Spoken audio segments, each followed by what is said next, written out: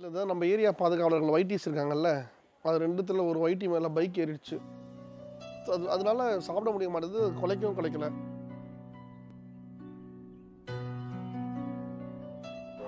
ஏன் பயப்படுற? ஏன் பயப்படுற?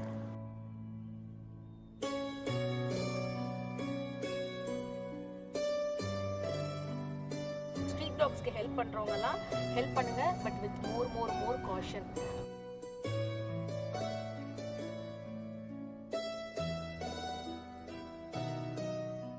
இன்னொன்று காணோம் பாரு, இது மட்டும்தான் இருக்கு. அது வருது ஐஸ்வர்யா. என்ன பண்ணிட்டு இருக்கீங்க? இல்லை தான் நம்ம ஏரியா பாதுகாவலர்கள் ஒயிட்டிஸ் இருக்காங்கல்ல, அது ரெண்டுத்தில் ஒரு ஒயிட்டி மேலே பைக் ஏறிடுச்சு. இவன் இல்லை, இவன் நல்லா இருக்கும். அந்த பேர் அது மேலே பைக் ஏறி கழுத்து அதுக்கு உடஞ்சி போய் முன்னால சாப்பிட முடியாமல் இருக்கு.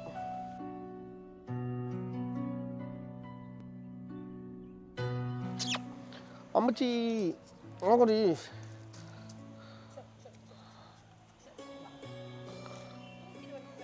அதான் பயப்படுது அது. அவன் நேற்றே தூக்குறாள் பாதி, அதில் தான் அதை பயந்து ஓடுது. இப்போ தெரிச்சு தெரில, கழுத்து அதனால சாப்பிட முடிய மாட்டேது, குலைக்கவும் குலைக்கல. 2 days அந்த மாதிரி இருக்கான். பிடிச்சிட்டியா? பிடிச்சா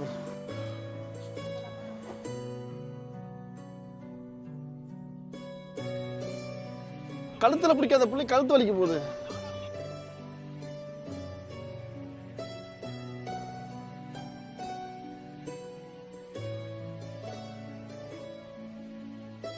நம்ம சரி பண்ணிடலாம். ஓகே, பயப்படாது.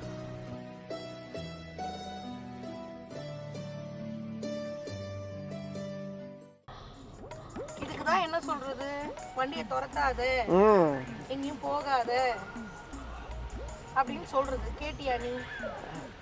வீராதி வீரி சூராதி சூரி சொர்ணாக்கான்னு நான் செவனேந்தானா போய்க்கிருந்தேன். யாரு வம்பு தும்புக்காச்சும் போனா. ஆனா இருந்தாலும் பாவம், ரெண்டும் அவ்வளோ கியூட்டா ஒரே மாதிரி போய் ஓடி வந்துட்டு இருந்துச்சுங்க. இப்போ அதில் ஒன்றுத்துக்கு இப்படின்னு ஒன்றுதான்.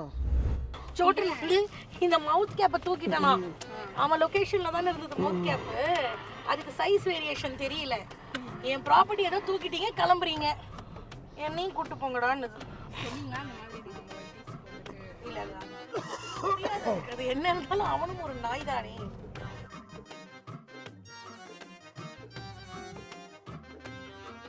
கழுத்து மேல வண்டி போற வரைக்கும் நீ என்ன பண்ணிக்கிட்டு இருந்த?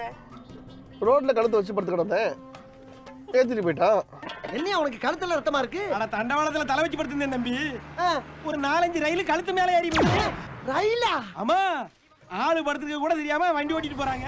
சோட்டோட டாக்டர் தான் அவர். வந்து ஒரு retired veterinarian, but fantastic doctor.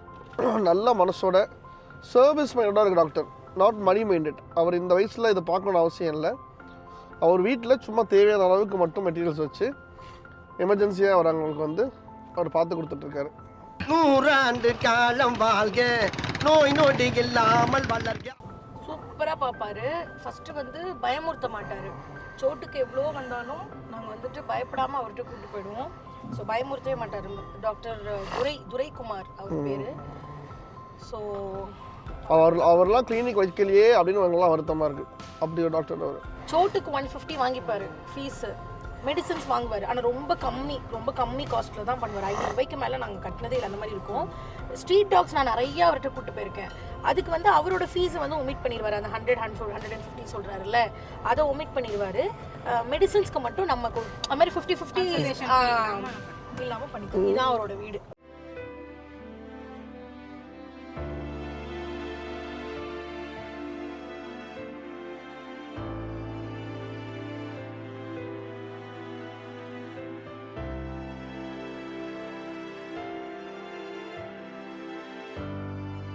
அதான் நமக்கு அதை தொட்டு பார்த்ததில் எதுவுமே தெரியல. ஸோ ஒரு வலி இருக்கலாம்.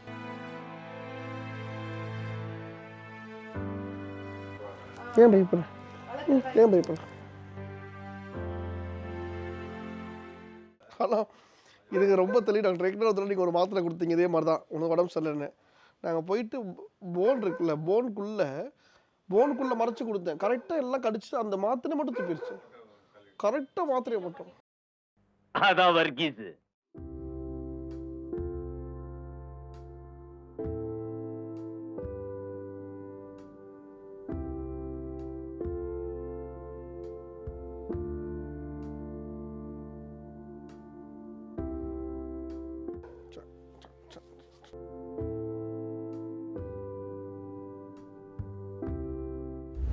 மீரா,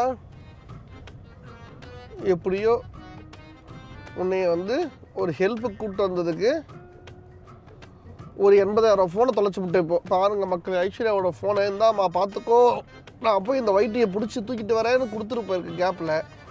இதை வாங்கி நம்ம வீட்டுக்கிட்ட இருக்கிறதோ பைக் மேலே வச்சுட்டு வந்துருச்சு. இப்போ நம்ம வீட்டுக்கு போனால் அந்த ஃபோன் அங்கே இருக்குதானே தெரியல. காலங்காத்தால உனக்கு குறவழி வரைக்கும் சோத்த போட்டு வண்டியில ஏத்திட்டு வந்ததுக்கு உன்னால என்ன பண்ண முடியுமோ அதை பண்ணிட்டேன். அதனால அதோட ஐஃபோனை நம்ம கொடுத்துருந்தோம் ஐஸ்வர்யா. அப்படி இல்லைன்னா அப்படி வேண்டாம், நான் வேற ஃபோன் வாங்கிக்கிறேன். பே மட்டும் பிரச்சனை. அப்பர்சன்ட்லயே வேலை செய்யுது. அப்படி சொல்கிற, அது நீ தான் கஷ்டம் பண்ண. பரவாயில்லையா? எல்லா பொருளையும் தொலைச்சிட்டு நேற்று ஹேண்ட்பேக்கை தொலைச்சு ஆஸ்பத்திரியோட வச்சுட்டு வந்துட்டேன். என்னடி தங்கம், போர் அடிக்குதா நாங்கள் பேசுறது? அவன் கஷ்டம் அவனுக்காக தெரியும். போட்டு வரதான் இந்நேரம் நம்ம பேசுறதுக்குலாம் ரெஸ்பாண்ட் பண்ணணும். இதுக்கு பேச தெரியல, வழியில் வேற இருக்கு. உன் கழுத்தில் வண்டி விட்டு ஏற்றுறேன், பேசுறதை கேட்குறியா பார்ப்போம். அருவாளா? அருவா இப்ப தேவைப்படாது, தேவைப்பட்டா பின்னால வாங்கிக்கிறேன். மக்களே நல்லா ஞாபகம் வச்சுக்கோங்க, டாக்டர் எங்களுக்கு ரொம்ப ஹைலைட் பண்ணாரு. ஹெல்ப் பண்ணுங்க, டாக்ஸை நல்லா பார்த்துக்கோங்க, எல்லாம் ஓகே. இருந்தாலும் ரேபீஸ் வந்துட்டு ரொம்ப அதிகமாக ஸ்ப்ரெட் ஆகுதான். முன்னாடி வந்துட்டு கடிச்சாதான் ஸ்ப்ரெட் ஆகும், இப்போ வந்து ஸ்க்ராட்ச் ஆனாலே ஆகுதுன்னு சர்வேல சொல்லியிருக்காங்க. ஸோ ஸ்ட்ரீட் டாக்ஸ்க்கு ஹெல்ப் பண்ணுறவங்கலாம் ஹெல்ப் பண்ணுங்க, பட் வித் மோர் காஷன். பயங்கரமாக பேசுறியாப்பா நீ. பேசாம மக்கள் சேவைக்காக போயிருக்கியா ஐஸ்வர்யா? எல்லாம் உங்ககிட்ட குடிச்ச ஞானப்பால் தான். இந்த மாதிரி விஷயத்த மட்டும் என்கிட்ட குடிச்சல் சொல்றேங்க. வேற ஏதாவது நல்ல விஷயம் நான் தானே கற்றுனேன். நீ எங்க கற்றுக் கொடுத்த? நான் எங்க உங்ககிட்ட கற்றுட்டேன்? நானா கற்றுக்கிட்டேன், நானா பண்ணிக்கிட்டேன்னு சொல்லியிருப்பீங்க.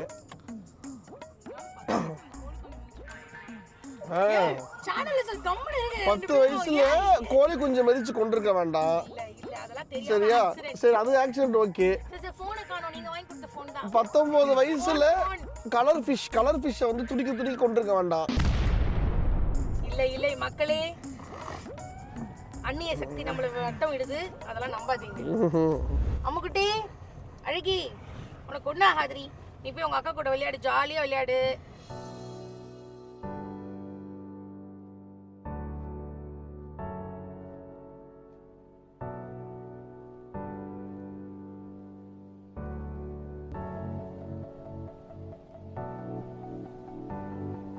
சக்ஸஸில் சாப்பிட்ருச்சு. 3 நாளாக சாப்பிடாதது. ஒரு ஊசி போட்டுறது, இப்போ தொண்டைக்குள்ள சோறு இறங்குதுப்பா.